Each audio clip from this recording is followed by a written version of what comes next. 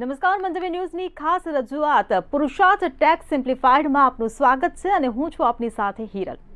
મિત્રો, જ્યારે આપણે નવો બિઝનેસ શરૂ કરવાનું વિચારીએ છીએ ત્યારે મનમાં અનેક સપના હોય છે, પરંતુ એ સપનાઓની સાથે એક મોટો પ્રશ્ન હંમેશા ઊભો રહે છે અને એ છે જીએસટી.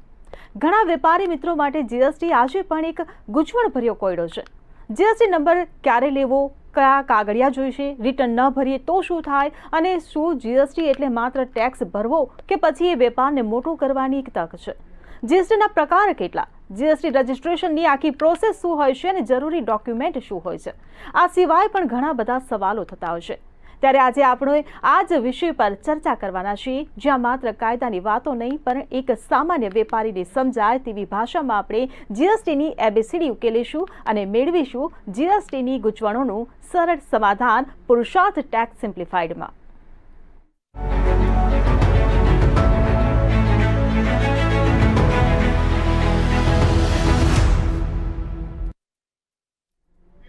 તો મિત્રો, આપણી સાથે આજે સ્ટુડિયોમાં ઉપસ્થિત છે પુરુષાર્થના ફાઉન્ડર ભાવિકભાઈ શાહ, કે જે આપણને આપશે જીએસટી રજિસ્ટ્રેશનની સંપૂર્ણ સમજ. ભાવિકભાઈ, સૌથી પહેલા તો મંતવ્ય ન્યૂઝમાં આપનું ખૂબ ખૂબ સ્વાગત છે. ભાવિકભાઈ, એક સવાલ જીએસટીને લઈને ઘણા બધા વેપારીઓ જે નવો વ્યવસાય શરૂ કરે છે તેમને એક આ સરળ અને અઘરો પણ કહી શકાય એવો એક સવાલ જે મૂંઝવતો હોય છે કે આખરે જીએસટી શું છે? જીએસટી એ પહેલાં અગાઉ જ્યારે વેટ, સર્વિસ ટેક્સ એમ બધા અનેક અલગ અલગ ટેક્સ હતા, એની બદલે 2017માં સરકારે ગુડ્સ એન્ડ સર્વિસ ટેક્સ 2017 એ નવો એક કાયદો રજૂ કર્યો, જેના અંતર્ગત ગુડ્સ અને સર્વિસ ટેક્સ, બીજા અનેક વેટ છે, સર્વિસ ટેક્સ છે, એ બધા નાબૂદ કરીને એક નવો સિમ્પ્લિફાઈડ પ્રોસેસ શરૂ કરી. અને આ એક પ્રોગ્રેસિવ કાયદો છે, જેમાં દર 2-3 મહિને જીએસટી કાઉન્સિલની મિટિંગ મળે છે અને જરૂરી ફેરફાર પણ કરવામાં આવે છે. અને એના આધારે ગુડ્સ એન્ડ સર્વિસ ટેક્સ જે છે એ લાગુ કરવામાં આવ્યો છે. જી બિલકુલ. ભાવિકભાઈ, બીજો એક સવાલ એવો ઊભો થાય કે આખરે જીએસટી એપ્લિકેબલ ક્યારે થાય? જીએસટી એપ્લિકેબલ થવા માટેનું મુખ્ય કારણ એ છે કે વેપારીનું ટર્નઓવર. જ્યારે વ્યક્તિ જો ગુડ્સ વેચતો હોય, એટલે માલ સામાન વેચવાનો ધંધો કરતો હોય અને એનું ટર્નઓવર 40 લાખથી વધારે થતું હોય, અને જો સર્વિસ પ્રોવાઈડર હોય તો 20 લાખથી વધારે થતું હોય, એવા કેસમાં એણે જીએસટી નંબર લેવો જરૂરી બને છે. એનાથી ઓછું ટર્નઓવર હોય તો જીએસટી નંબર ના લો તો પણ ચાલે. આ સિવાય અમુક 4-5 પ્રકારની એવી કેટેગરી છે, જેમ કે કેઝ્યુઅલ ટેક્સ પેયર છે, જેમ કે આ બધા કોઈ જગ્યાએ આપણે મેળા લાગતા હોય છે, જેમ કે આ ટિબેટિયન રેફ્યુજીનું સ્વેટરનો જે મેળો લાગે છે, તો એ બધા લોકોને પણ ફરજિયાત જીએસટી નંબર લેવો પડે છે. કોઈ નોન રેસિડેન્ટ છે ટેક્સ પેયર, એને પણ જીએસટી નંબર લેવો ફરજિયાત છે. એ સિવાય ગવર્મેન્ટ સર્વિસીસનો યુઝ કરતું હોય ત્યારે પણ લેવો જરૂરી છે. રિવર્સ ચાર્જ મિકેનિઝમમાં જેને ટેક્સ એપ્લિકેબલ થતો હોય એના માટે પણ જીએસટી નંબર લેવો જરૂરી છે. ઇન્ટરસ્ટેટ વેપાર કરતો હોય, એક રાજ્યમાંથી બીજા રાજ્યમાં માલ મોકલતા હોય, તો એવા કેસમાં પણ જીએસટી નંબર ફરજિયાત લેવો પડે છે. એના માટે ટર્નઓવરની કોઈ પણ મર્યાદા લાગુ નથી પડતી. એમાં ગમે તેટલું ટર્નઓવર હોય જીએસટી નંબર લેવો પડે છે, રજિસ્ટ્રેશન ફરજિયાત કરાવવું પડે છે. જી બિલકુલથી ભાવિકભાઈ, પરંતુ તમે જે રજિસ્ટ્રેશનની વાત કરી, તો આખરે રજિસ્ટ્રેશનના પ્રકાર કેટલા હોય છે? જીએસટી રજિસ્ટ્રેશન બેઝિકલી 2 પ્રકાર છે. એક તો નોર્મલ રજિસ્ટ્રેશન અને બીજું કોમ્પોઝિશન રજિસ્ટ્રેશન. નોર્મલ રજિસ્ટ્રેશન ક્યારે લાગુ પડે? નોર્મલ રજિસ્ટ્રેશન જ્યારે વ્યક્તિને પોતાને ટર્નઓવર વધારે હોય અથવા તો એના કસ્ટમર્સ જે B2B હોય, એટલે કે એણે જે માલ વેચે છે એના જે કસ્ટમર છે એ કસ્ટમરને ક્રેડિટ લેવાની હોય સામે, તો એવા કેસમાં વ્યક્તિએ નોર્મલ રજિસ્ટ્રેશન કરાવવું પડે છે. અને કોમ્પોઝિશન ડીલર એ ક્યારે છે કે જ્યારે વ્યક્તિનું ટર્નઓવર 1.5 કરોડ કરતાં ઓછું છે જો માલ સામાન માટે, અને સર્વિસ સેક્ટર છે તો 50 લાખથી ઓછું છે, તો એ ફક્ત એના વેચાણનો 1% ટેક્સ ભરીને એ છૂટો થઈ શકે છે. સર્વિસ સેક્ટર માટે એ વસ્તુ 6%ની છે, તો એ કેસમાં પણ એ કોમ્પોઝિશન રજિસ્ટ્રેશન કરાવી શકે છે. અને નોર્મલ રજિસ્ટ્રેશન જ્યારે સામે કસ્ટમરને ઇનપુટ ટેક્સ ક્રેડિટ લેવાની હોય તો એ નોર્મલ રજિસ્ટ્રેશન કરાવે છે. કોમ્પોઝિશનમાં જે વ્યક્તિ નંબર લે છે તો એને કસ્ટમરને કોઈપણ પ્રકારની ઇનપુટ ટેક્સ ક્રેડિટ નથી મળતી, એ કસ્ટમર પાસેથી કોઈપણ પ્રકારનો ટેક્સ વસૂલી નથી શકતો એના, એણે તો સીધું એના વેચાણના 1% કે 6% સર્વિસ પ્રોવાઈડર હોય તો એ ટેક્સ ભરીને છૂટા થવાનું હોય છે. આ રીતે એણે જીએસટી રજિસ્ટ્રેશન આપણે 2 પ્રકારના છે. હવે એના આધારે જે આગળ જતાં એને રિટર્ન્સ ભરવાની ફ્રીક્વન્સી છે, મંથલી આવશે જો નોર્મલ હશે તો, અને કોમ્પોઝિશન હશે તો ક્વાર્ટરલી આવશે. જીએસટીમાં ગૂંચવણો પણ ઘણી બધી નોર્મલ વેપારી માટે છે, જ્યારે કોમ્પોઝિશન માટે પ્રમાણમાં ઘણું બધું સરળ છે.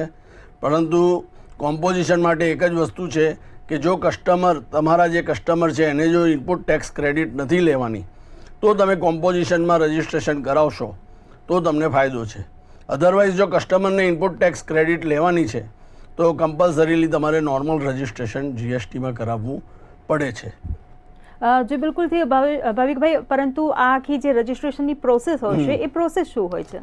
રજિસ્ટ્રેશન માટે બેઝિકલી આપણે જીએસટી REG 01નું ફોર્મ ભરવાનું હોય છે. રજિસ્ટ્રેશન માટે આપણે જ્યારે એપ્લિકેશન કરીએ છીએ ત્યારે સૌથી પહેલાં તો આપણે રજિસ્ટ્રેશન કઈ સ્કીમ હેઠળ કરવું છે એ નક્કી કરવું પડશે કે નોર્મલ કે કોમ્પોઝિશન. કારણ કે એક વખત જો નોર્મલ માટે રજિસ્ટ્રેશન કરી કાઢ્યું તો પછી કોમ્પોઝિશનમાં ટ્રાન્સફર નહીં થઈ શકાય, સિવાય કે વર્ષ પૂરું થાય ત્યારે જ. એ પહેલાં ટ્રાન્સફર નથી થઈ શકતા. એટલા માટે સૌથી પહેલાં આપણા ધંધાના પ્રકારના આધારે આપણે એ બહુ અગત્યનું નક્કી કરવું પડે છે કે ભાઈ મારે નોર્મલ રજિસ્ટ્રેશન લેવું છે કે કોમ્પોઝિશન લેવું છે. ડોક્યુમેન્ટ્સ આમાં જે જોઈશે, નોર્મલ કે કોમ્પોઝિશન ગમે તે લેવાનું હોય, પણ ડોક્યુમેન્ટ બધામાં કોમન છે. એક તો વ્યક્તિનું પોતાનું પાન કાર્ડ છે, એનું આધાર કાર્ડ છે. આધાર કાર્ડમાં મોબાઈલ નંબર રજિસ્ટર્ડ હોવો જરૂરી છે. પાન કાર્ડ આધાર કાર્ડ લિંક થયેલું હોવું જરૂરી છે કે જેથી કરીને આધાર ઓથેન્ટિકેશનથી આપણે સરળતાથી નંબર લઈ શકીએ છીએ.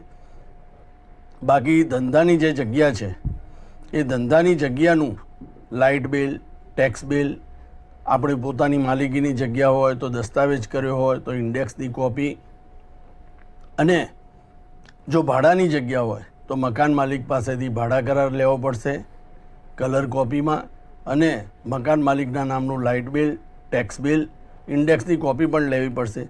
જેટલા ધંધાની જગ્યાના પુરાવા મજબૂત હશે એટલું આપણે નંબર સરળતાથી મળી જશે. નંબર લેતી વખતે આપણે કઈ વસ્તુનો બિઝનેસ કરવાનો છે, એના લાગુ પડતા HSN કોડ કે સર્વિસ SAC કોડ જેને કહેવાય, સર્વિસ એકાઉન્ટિંગ કોડ, એ આપણે વ્યવસ્થિત રીતે ચૂઝ કરવાના રહેશે. જો એ ચૂઝ કરવામાં આપણે કંઈ પણ ભૂલ કરીશું તો આગળ જતાં આપણે ઇન્કમ GSTની નોટિસ પણ આવવાના ચાન્સીસ રહે છે. કારણ કે એ જે HSN કોડ સિલેક્ટ કર્યા છે એના આધારે આપણે ખરીદ વેચાણ આપણું થશે અને એની આપણે ઇનપુટ ટેક્સ ક્રેડિટ લઈ શકીશું. આપણા કસ્ટમર પણ એ પ્રમાણે ટેક્સ ક્રેડિટ લઈ શકશે. અધરવાઇઝ એમાં ઘણી તકલીફ પડે છે. GST રજિસ્ટ્રેશન કરતી વખતે જો આપણી પાસે અન્ય કોઈ રજિસ્ટ્રેશનો, જેમ કે ફૂડ લાયસન્સ હોય, ડ્રગ લાયસન્સ હોય કે ઇમ્પોર્ટ એક્સપોર્ટ કોડ હોય, તો આ બધા અન્ય જે કંઈ પણ કાયદા હેઠળના આપણા રજિસ્ટ્રેશનો હોય તેની પણ વિગત આપવાની રહે છે. અને આધાર ઓથેન્ટિકેશન દ્વારા આપણે GST રજિસ્ટ્રેશન સરળતાથી કરી શકીએ છીએ. જી બિલકુલથી આ આખી પ્રોસેસમાં જે રૂલ 14A હોય છે એ શું હોય છે? રૂલ 14A હેઠળ અત્યારે સરકારે ખૂબ જ સિમ્પ્લિફાઈડ નાના વેપારીઓ માટે કે જેમનું ટર્નઓવર વર્ષે 1.5 કરોડથી ઓછું છે અને ટેક્સ લાયબિલિટી CGST, SGST કે IGST માસિક 2.5 લાખ કરતાં ઓછી છે, એવા વેપારીઓ માટે ખૂબ જ સરળતાથી આપણે GST નંબર મેળવી શકીએ છીએ. ફક્ત એક જ દિવસમાં GST નંબર મળી જાય છે. પણ એના માટે આધાર ઓથેન્ટિકેશન થવું જરૂરી છે. અને બીજું કે આપણી માસિક કરવેરાની જવાબદારી 2.5 લાખથી વધવી ના જોઈએ, એ એની એક પ્રાઇમ કન્ડિશન છે. ત્રીજું કે જ્યારે આપણે આ સ્કીમ હેઠળ 14 નંબરના રૂલમાં આપણે જ્યારે લઈએ છીએ નંબર, તો એ પછી નોર્મલ નંબરમાં ટ્રાન્સફર કરવા માટે આપણે 90 દિવસની રાહ જોવી પડે છે. એ 90 દિવસ પછી જ આપણે એને નોર્મલ કેટેગરીમાં આપણે નંબર ટ્રાન્સફર કરી શકીએ છીએ. ઇઝીલી થઈ જાય છે, એમાં કોઈ તકલીફ નથી. પણ ફક્ત જે ઝડપથી નંબર, અત્યારે સ્થળ તપાસ થાય છે, સ્પોટ વેરિફિકેશન, GST ઓફિસર તમારી ઓફિસે આવે અને નોર્મલ પ્રોસેસ 20 થી 25 દિવસ થઈ જાય છે GST નંબર આવતા. એના કરતાં એક જ દિવસમાં નંબર આવી જાય અને તમે તમારો ધંધો ચાલુ કરી શકો અને 90 દિવસ પછી તમે ઇઝીલી એમાં ટ્રાન્સફર થઈ શકો છો.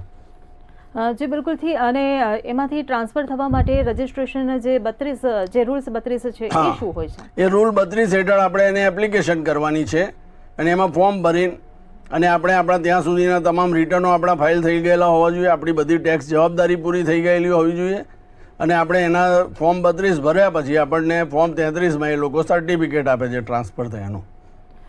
જી બિલકુલથી. જીએસટી આ જે નંબર હોય છે એ નંબર શું હોય છે અને કેવો હોય છે? હા, GST number basically PAN card number ઉપર આધારિત છે. જીએસટી નંબરનું સ્ટ્રક્ચર એ સૌથી પહેલાં 2 અક્ષર તમારા સ્ટેટ કોડના હોય છે. જેમ કે ગુજરાતનો સ્ટેટ કોડ 24 છે, તો આપણો ગુજરાતના કોઈ પણ જીએસટી નંબર હશે એટલે આગળ પહેલાં 2 અક્ષર 24 આવશે. પછી જે તે વ્યક્તિ છે, જે બી ટેક્સ પર્સન છે, એ ટેક્સ પર્સનનો પાન નંબર આવશે 10 આંકડાનો. એ પછી એક આવશે કે ભાઈ નંબર ઓફ જીએસટી કેટલા લીધા છે એણે આ સ્ટેટમાં, એનો આ પહેલો જ જીએસટી નંબર હોય તો 1 આવશે, બીજો જીએસટી નંબર હશે તો 2 આવશે. એ પછી ઝેડ આવશે, એક ફિક્સ કેરેક્ટર છે આલ્ફાબેટ, અને એ પછી ચેક ડિજિટ આવશે, ચેક સમ ડિજિટ, કોઈ બી એક આંકડો આવશે, આલ્ફા ન્યુમેરિક ગમે તે હોઈ શકે છે. એટલે આવી રીતે 15 ડિજિટનું જીએસટી નંબર થાય છે. અને જીએસટી સર્ટિફિકેટ 3 પેજનું આવે છે.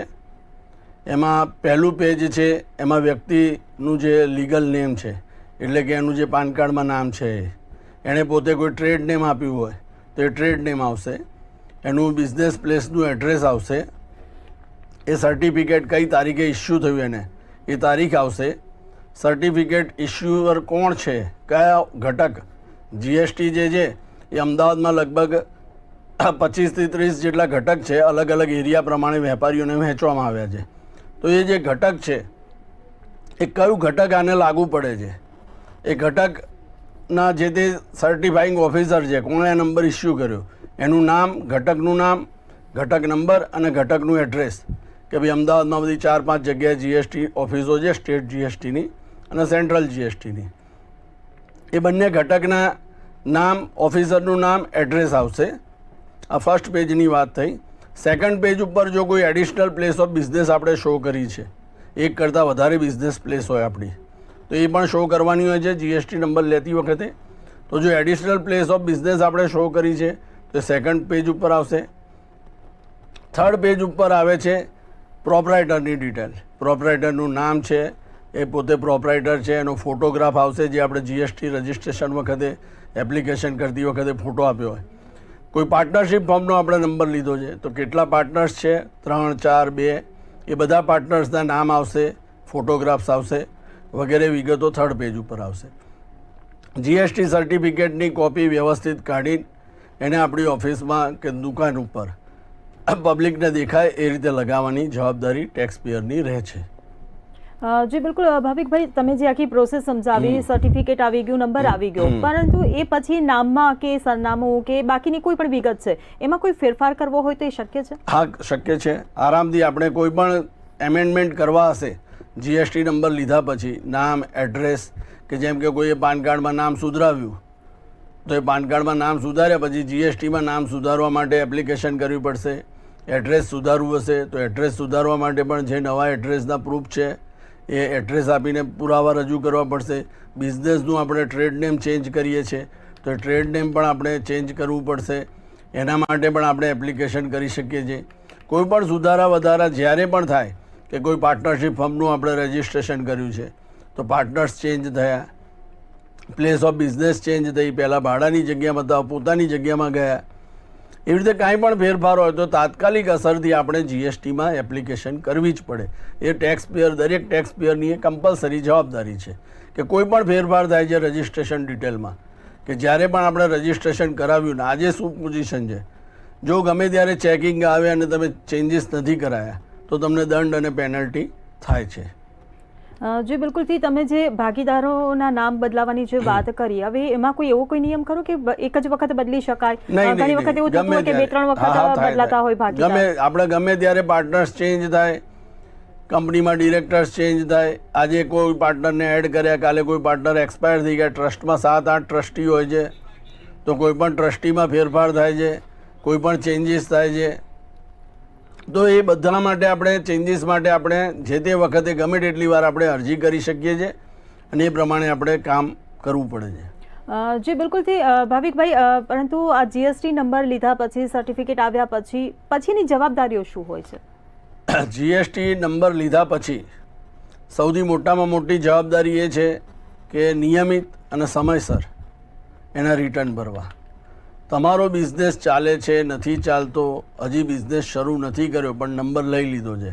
આજે આ મહિને નંબર ધારો કે 28 જાન્યુઆરીએ જ આવ્યો અને 28 જાન્યુઆરીએ નંબર આવ્યો. હવે 28 જાન્યુઆરીથી 31 જાન્યુઆરી સુધી કોઈ વેપાર થયો જ નથી, તો પણ એનું મંથલી રિટર્ન દર મહિને ભરવું જ પડશે, ફરજિયાત. નીલ તો નીલ, પણ જો રિટર્ન સમયસર નહીં ભરવામાં આવે તો વેપારી ઉપર રોજની પેનલ્ટી, રોજના 50 રૂપિયા નીલ રિટર્ન માટે અને 100 રૂપિયા ટેક્સેબલ રિટર્ન માટે રોજની પેનલ્ટી લાગે છે. 10 દિવસ મોડું થયું તો 500 રૂપિયા, 1000 રૂપિયા પેનલ્ટી સીધી ચડી જાય છે. માટે નિયમિત સમયસર રિટર્ન ભરવા, દુકાનના મેઇન બોર્ડ ઉપર જીએસટી નંબર લખવો, માલિકનું નામ લખવું, સરનામું લખવું, આ બધી ફરજિયાત વસ્તુઓ છે. જીએસટી નંબર બિલબુકમાં બતાવવો એ જરૂરી છે.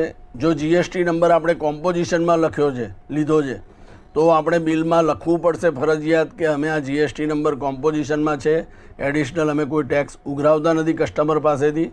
આ રીતની ક્લેરિટી બિલમાં પણ આપવી પડશે. જી બિલકુલથી, પરંતુ આખી પ્રોસેસમાં પુરુષાર્થનો રોલ શું હોય છે? પુરુષાર્થ આખી પ્રોસેસમાં જીએસટી નંબર આપણે જે લેવાનો છે, તો તમારા કમ્પ્લીટ બિઝનેસનું પહેલાં એનાલિસિસ અમે કરીએ કે ભાઈ તમારે જીએસટી નંબર લેશો તો તમને શું ફાયદો થશે. જીએસટી નંબર તમારે લેવો જોઈએ કે નહીં લેવો જોઈએ. આપણે કોઈની દેખાદેખીમાં કે કોઈના કહેવાથી જીએસટી નંબર નથી લેવાનો, પણ જો આપણે જરૂરી છે, આપણા ધંધાના વિકાસ માટે જરૂરી છે, અથવા તો કાયદાની જોગવાઈઓને આધીન જરૂરી છે. જ્યારે કોઈ પણ વ્યક્તિના વેપાર ઘણો મોટો હોય પણ એ બધું ના લેતો હોય, જીએસટી નંબરને કાયદાની જોગવાઈનું પાલન નથી થતું, તો જીએસટી નંબર લેવો જરૂરી છે. કે કોઈ વ્યક્તિનો વેપાર નાનો છે તો એણે કોઈ જરૂર નથી એને જીએસટી નંબર લેવાની. જીએસટી નંબર લીધા પછી તકલીફો, કમ્પ્લાયન્સની જવાબદારી વધી જાય છે. તો એ જીએસટી નંબર લેવો ના લેવો, જીએસટી નંબર કેવો લેવો, રેગ્યુલર લેવો કે કોમ્પોઝિશન લેવો, એ પણ નક્કી કરવું એક ખૂબ જ ગૂંચવાડા ભર્યું છે. કે ભાઈ તમને કયો નંબર તમારા માટે સારો છે, કોમ્પોઝિશન લેશો તો ફાયદો છે કે રેગ્યુલર લેશો તો ફાયદો છે.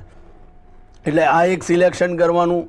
જીએસટી નંબરની અરજી કરતી વખતે આપણે જ્યારે બધા ડોક્યુમેન્ટ્સ રજૂ કરીએ છીએ તો એ ડોક્યુમેન્ટ્સ માટે જે જરૂરી ડોક્યુમેન્ટ્સ છે એમાં કંઈ ખૂટતું વધતું હોય તો એના માટે તમે શું બીજા ઓપ્શન્સ અવેલેબલ છે. જેમ કે તમે જીએસટી નંબર લો છો, બિઝનેસ પ્લેસ તમારા મધરની કે ફાધરની ઓનરશીપવાળી છે, જગ્યા પોતાની છે પણ ફાધરના નામે છે, ધંધો કરે છે સન, તો આજે એ શું કરશે? એને કન્સેન્ટ લેટર બનાવવો પડશે, એની એફિડેવિટ કરાવડાવવી પડશે.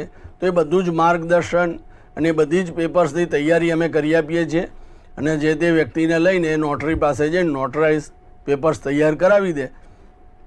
એટલે એ જે કંઈ પણ એને જરૂરી છે, પાર્ટનરશિપ ફર્મ્સ હોય, કંપની હોય તો ઓથોરિટી લેટર્સ જોઈએ, પ્લસ કોઈ પાર્ટનરના નામે ઓફિસ છે તો એ પાર્ટનરે ફર્મને કન્સેન્ટ આપવી પડે. આ બધી જ વસ્તુની જરૂરી જે કંઈ પણ માર્ગદર્શન છે ડોક્યુમેન્ટ્સના આધારે કે ભાઈ શું ખૂટે છે, શું વધે છે, કેવી રીતે એને વ્યવસ્થિત કરવું કે જેથી તારી જીએસટીની એપ્લિકેશન ઇઝીલી પ્રોસેસ થઈ જાય અને જીએસટી નંબર આવી જાય. અને જીએસટી નંબર આવ્યા પછી નિયમિત રિટર્ન્સ ભરવા માટે જે કંઈ પણ જરૂરી છે, બિલ્સ કેવી રીતે બનાવવા, બિલ્સ માટે કયું સોફ્ટવેર વાપરવું, કારણ કે આજે બજારમાં ઘણા બધા સોફ્ટવેર મળે છે, ફ્રી પણ મળે છે, ચાર્જેબલ પણ છે. તો એમાં અત્યારે જે બિઝનેસનો સ્કેલ છે એના હિસાબથી એણે કયું સોફ્ટવેર વાપરવું કે જેથી એ ઇઝીલી એનું કામકાજ કરી શકે અને એની કોસ્ટિંગ ઓછામાં ઓછી બને, એ રીતનું અમે કમ્પ્લીટ માર્ગદર્શન આપીએ છીએ. જીએસટી નંબર લઈ આપવાથી તો છેક રિટર્ન ભરવા સુધી કે આગળ ભવિષ્યમાં કોઈ પણ નોટિસ આવે તો એનું પણ સોલ્યુશન કરવાનું. નોટિસ ના જ આવે એ રીતે જ આપણે બિઝનેસ કરવાનું છે કે જેથી આપણે આપણા કમ્પ્લાયન્સ ટાઈમસર સમયસર પૂરા કરીએ અને નીતિ નિયમ પ્રમાણે કરીએ. તો શું છે કે ભાઈ આપણે ભવિષ્યમાં નોટિસ આવે જ નહીં અને કદાચ આવી પણ જાય કોઈના કારણે, કારણ કે જીએસટી શું છે કે એકબીજા ઉપર આધારિત રાખતો છે. આજે તમે કોઈ વેપારી પાસેથી માલ ખરીદો છો, હવે એ ફ્રોડ નીકળે તો પણ તમારે નોટિસ આવે. આપણે તો વેપાર કરીએ છીએ ત્યારે ખબર નથી કે આ માણસ ફ્રોડ છે. તો આ બધી જ વસ્તુઓ માટેનું સંપૂર્ણ માર્ગદર્શન આપણે પુરુષાર્થમાં ખૂબ જ વ્યાજબી ભાવે આપીએ છીએ.